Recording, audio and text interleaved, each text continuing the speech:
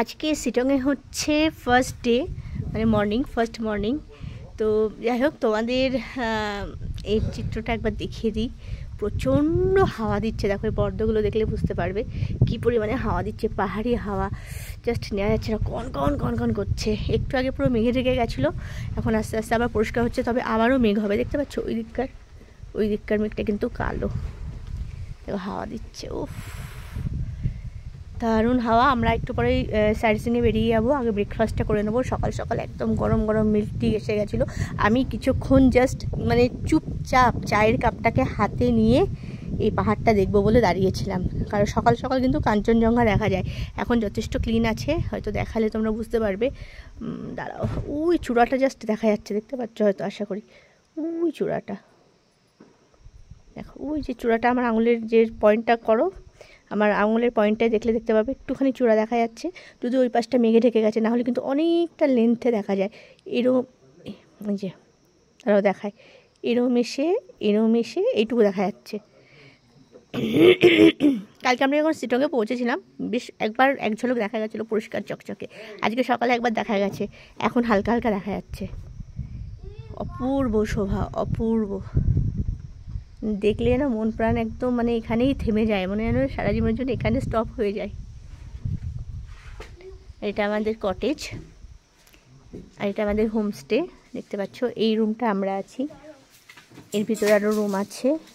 Clean পর্ব চলছে, খুব ভালো এখানকার মানুষরা। আর এই হোমস্টেটা মানে সব লেডিরা চালায় আর কি, যারা যারা আছে সমস্ত মহিলারা। এখানে একটা ঘর, তো আজকে এক পার্টি ছিল, বেরিয়ে গেল, আর আমরা কয়েকটা পরিবার আছি এখানে। চলো, এখন আমরা যাচ্ছি লাঞ্চ করতে, না এখন আমরা যাচ্ছি ব্রেকফাস্টে। হ্যাঁ মা, আমি নিয়ে নিয়েছি তো। হ্যাঁ, খুব সাবধানে নামবে, এখানে কিন্তু লোহার সিঁড়ি। হ্যাঁ, তারা নামতে, বাবা এই ঘুরে ঘুরে নামতে, এখানে একটা ধরবি না বাবা, ঘুরে ঘুরে নামতেই তো আমার ভয় লাগছে। আমি এসে থেকে আর বেশি নামিনি, শুধু লাঞ্চ করতে নেমেছিলাম, আর তারপর থেকে আর নামিনি। এই সিঁড়িটা পরে মাথা ঘুরিয়ে দিচ্ছে আমার, বাপরে বাপ।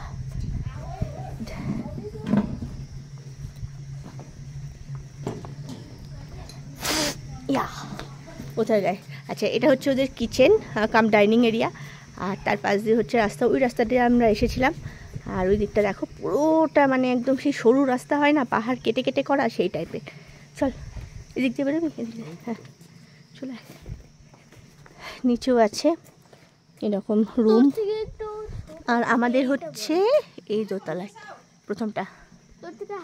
তো দেখতে পাচ্ছ ওখানটা কিচেন। রান্না করতে করতে একদম ভিউটা পাই। এদের দেখে দেখে তো অভ্যাস হয়ে গেছে, আমাদের যেমন গঙ্গা দেখে দেখে আর মানে অতটা ক্রেজ থাকে না দেখার। তো যারা যেখানে থাকে, যারা সমুদ্রের কাছে থাকে, যারা সমুদ্রকে অতটা পাত্তাও দেয় না, তাই না? আমরা সমুদ্র দেখার জন্য দৌড়ে যাই। চলে আসি, এখন ঝটপট ব্রেকফাস্টটা করে নিই।